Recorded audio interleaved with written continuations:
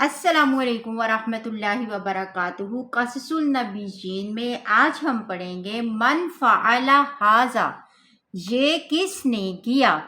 ورجع الناس، لوگ جب واپس لوٹے، ودخلوا فی، اور داخل ہوئے، بیت الاصنام، بت خانے میں، وَأَرَادَ النَّاسُ، تو ارادہ کیا لوگوں نے، أَن يَسْجُدُوا لِلْأَصْنَامِ، کہ وہ بتوں کو سجدہ کریں، لِأَنَّهُ يَوْمُ عِيدٍ، کیونکہ عید کا دن ہے، وَلَكِن، لیکن، تَعَجَّبَ النَّاسُ وَدَهِشُوا، لیکن وہاں کا منظر دیکھ کر حیران اور پریشان اور دہشت زدہ ہو گئے، وَتَأَسَّفَ النَّاسُ وَغَضِبُوا، اور لوگوں نے افسوس کا اظہار کیا اور غضبناک بھی ہوئے۔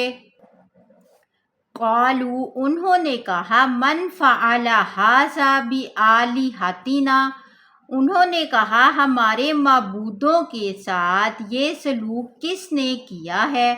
قالوا سمعنا، کچھ لوگوں نے ان سے کہا کہ ہم نے سنا ہے، فتى یذکرہم یقال لہ ابراہیم، ایک نوجوان ان کا برائی سے ذکر کرتا رہتا ہے جسے ابراہیم کہتے ہیں۔ قالوا اانت فعلت ھذا بآلہتنا یا ابراہیم، ابراہیم سے مخاطب ہو کر انہوں نے کہا، اے ابراہیم، کیا ہمارے معبودوں کے ساتھ یہ سلوک آپ نے کیا ہے؟ قال بل فعلہ کبیرہم ھذا فاسألوہم ان کانوا ینطقون، ابراہیم علیہ السلام بولے، بلکہ ان کے بڑے بت نے کیا ہے، آپ ان سے پوچھ لو۔ وَكَانَ النَّاسُ يَعْرِفُونَ أَنَّ الْأَصْنَامَ حِجَارَةٌ،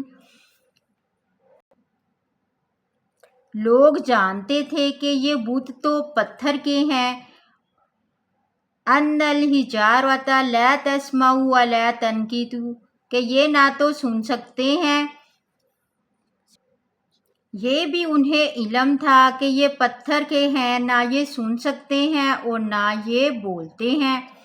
وَأَنَّ الصَّنَمَ الْأَكْبَرَ لَا يَقْدِرُ، وہ یہ بھی جانتے تھے کہ بڑا بت بھی پتھر کا ہے، بڑا بت بھی چلنے پھرنے کی طاقت نہیں رکھتا، لا يقدر ان تمشی وتحرک، کہ چلنے پھرنے کی بڑا بت بھی طاقت نہیں رکھتا۔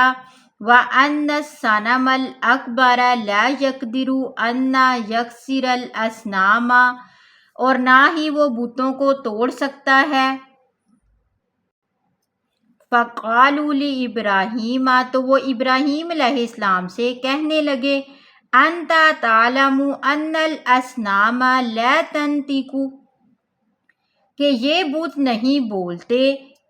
قال ابراہیم، ابراہیم علیہ السلام نے کہا، فَكَيْفَ تَعْبُدُونَ الْأَصْنَامِ وَإِنَّهَا لَا تَضُرُّ وَلَا تَنْفَعُ، پھر تم ان بتوں کی پوجا کیوں کرتے ہو جو نہ نقصان پہنچا سکتے ہیں اور نہ فائدہ؟